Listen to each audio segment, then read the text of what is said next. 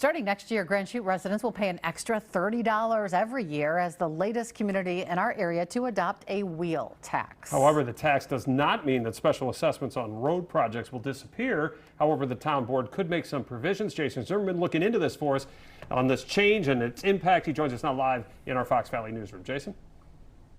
Chris, a number of communities that have adopted a wheel tax have done so to eliminate special assessments.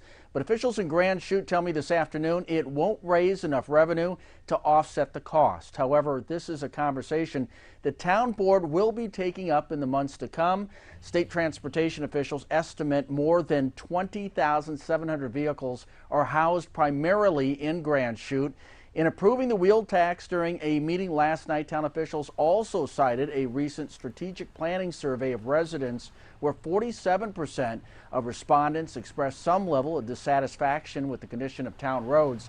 While the tax will raise more than $620,000 for road projects each year, it's only a small portion of the overall cost, making special assessments still necessary, at least for now.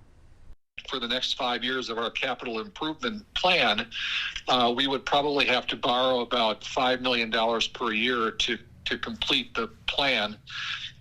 And the wheel tax revenue would constitute about 12.5% of that total. So it doesn't offset entirely all of the costs associated with us maintaining our roads in the town.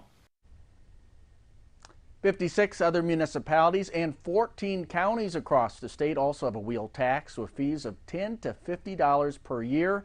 This includes Green Bay, Appleton, and Oshkosh. Reporting live in the Fox Valley News from Jason Zimmerman, Action 2 News.